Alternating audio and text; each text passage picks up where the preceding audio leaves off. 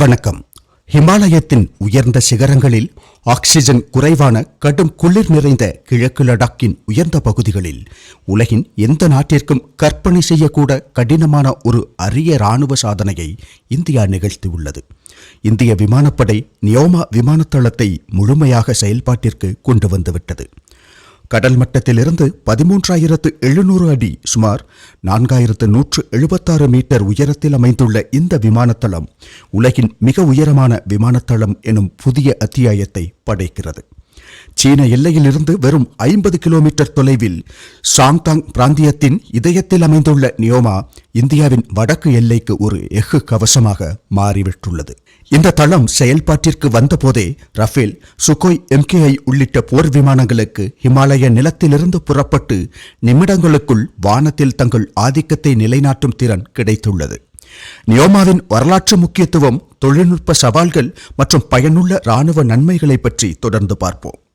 நியோமாவின் வரலாறு 1962 இந்தோ சீனா போர்க்களத்தில் தொடங்குகிறது.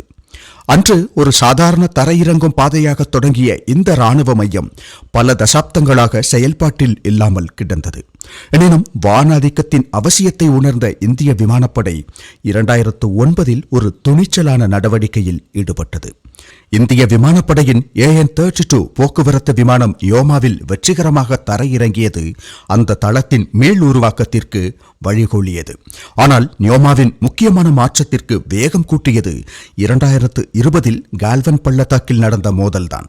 உயர்ந்த பிரதேசங்களில் வான ஆதிக்கத்தை இனி தாமதப்படுத்த முடியாது என்று இந்திய தலைமை உறுதி பூண்டு தீர்மானித்தது. 2021 நியோமாவை ஒரு முழுமையாக கட்டமைக்கப்பட்ட ஃபைட்டர் தளமாக மாற்றும் திட்டத்திற்கு அரசாங்கம் ஒப்புதல் அளித்தது. இந்தியாவின் மிக கடினமான மலைப்பாதைகளை உருவாக்கும் பார்டர் ரோட்ஸ் அண்ட் ஆர்கனைசேஷனின் ப்ராஜெக்ட் ஹிமாங் அந்த 220 கோடி ரூபாய் மகா பணியை ஏற்றது.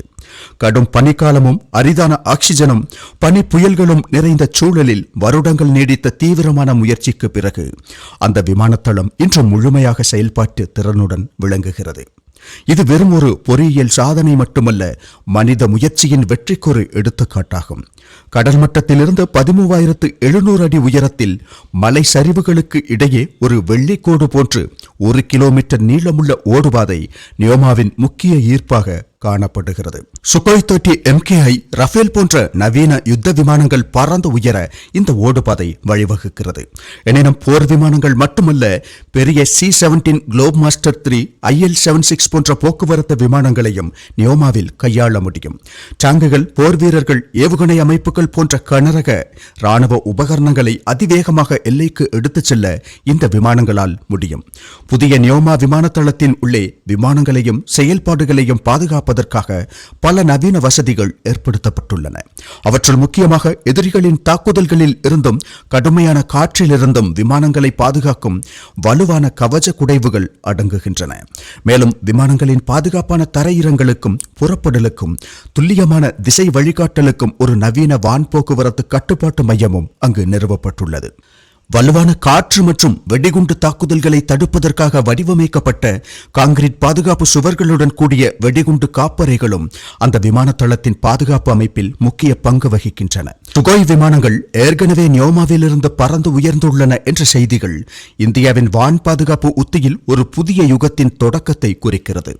இந்தியாவின் வடக்கு எல்லைக்கு ஒரு பெரிய மூலோபாய வெற்றியை நியோமா விமானத்தளம் வழங்குகிறது.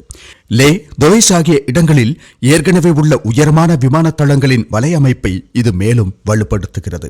இது லடாக் மலைத்தொடர்களில் இந்தியாவின் வான் கண்காணிப்பு வலையை விரிவுபடுத்தவும் செய்கிறது.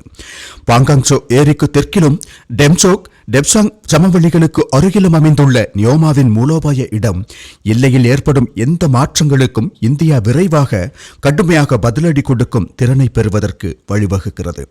C-130J சூப்பர் ஹெர்குலிஸ் போன்ற போக்குவரத்து விமானங்கள் மற்றும் ஹெலிகாப்டர்கள் மூலம் உயர் பிரதேசங்களில் நிலைத்திருக்கும் போர் வீரர்களுக்கு தேவையான பொருட்களை வழங்குவதற்காக லாஜிஸ்டிக்ஸ் ஒருங்கிணைப்பை மேம்படுத்தவும் இந்த விமானத்தளம் உதவுகிறது. சுருக்கமாக, நெருக்கடி நேரங்களில் நேரத்தையும் தூரத்தையும் குறைப்பதன் மூலம் இந்திய ராணுவத்திற்கு முக்கியமான முன்னுரிமையை பெறுவதில் நியோமா ஒரு முக்கிய பங்கை வகிக்கப் போகிறது. சுமார் 14,000 அடி உயரத்தில் காற்றின் அடர்த்தி மிகவும் குறைவாக இருக்கும். அது ஜெட் இயந்திரங்களின் உந்துதல் சக்தியை குறைப்பதாக அமையும். அந்த சிக்கலை சமாளிக்க பொறியாளர்கள் பல திறமையான தீர்வுகளை கண்டறிந்துள்ளார்கள். அடர்த்தி குறைந்த காற்றில் பறப்பதற்கு அதிக ஓடுபாதை தூரம் தேவைப்பட்டதால் ஓடுபாதையின் நீளம் அதிகரிக்கப்பட்டது. போர் விமானங்கள் மற்றும் பெரிய போக்குவரத்து விமானங்களின் எடையை தாங்கும் வகையில் ஓடுபாதையின் மேற்பரப்பு வலுப்படுத்தப்பட்டது. அதனுடன் அங்கு வெப்பநிலை -40°C வரை வீழ்ச்சியடைவது ஒரு நித்திய சவாலாகும். பனிப்பொழிவு ஓடுபாதைகளை மூடிவிடும். கடும் குளிர் காற்று பராமரிப்பு பணிகளை கடினமாக்கும். எரிபொருள் நிரப்புவதிலும் ஒவ்வொரு புறப்படலிலும் துல்லியமும் அசைக்க முடியாத மன உறுதியும் அதனால் தேவைப்படும். நியோமாவின் செயல்பாடு இயற்கையின் கடுமையான சவால்களுக்கு எதிராக மனித நம்பிக்கையின் உறுதியின் சிறந்த ஒரு உதாரணமாகும். நியோமா விமானத்தளம் ஒரு பொறியியல் அதிசயம் என்பதை விட இந்தியாவின் மூலோபாய ரீதியான ஒரு செய்தியாகும். உலகின் கூரையில் இந்தியா வலுவாக நிலைப்பதற்கு உறுதியாக உள்ளது என்றும், எல்லை பாதுகாப்பில் உறுதியை தயார் நிலையையும் பராமரிக்கிறோம் என்றும் அந்த செய்தி தெளிவாக அறிவிக்கிறது. நியோமாவிலிருந்து மேற்கொள்ளப்படும் ஒவ்வொரு இராணுவ பறத்தலும் இமாலயம் முழுவதும் எதிரொலிக்கிறது. அது வெறும் ஒரு பிரதேச உரிமை கோரிக்கை மட்டுமல்ல, தொழில்நுட்ப மேம்பாடு, உத்தியியல் திறமை மற்றும் மனிதனின் உயிர்ப்பு திறன் ஆகியவற்றில் இந்தியாவுக்குள்ள ஆதிக்கத்தை உறுதிப்படுத்துகிறது. இந்த புதிய கோட்டை வரும் ஆண்டுகளில் இந்தியாவின் வடகிழக்கு எல்லையின் பாதுகாப்பில் ஒரு முக்கிய பங்கை வகிக்கும் என்பதில் எந்த சந்தேகமும் இல்லை. ஜெய் ஹிந்த்.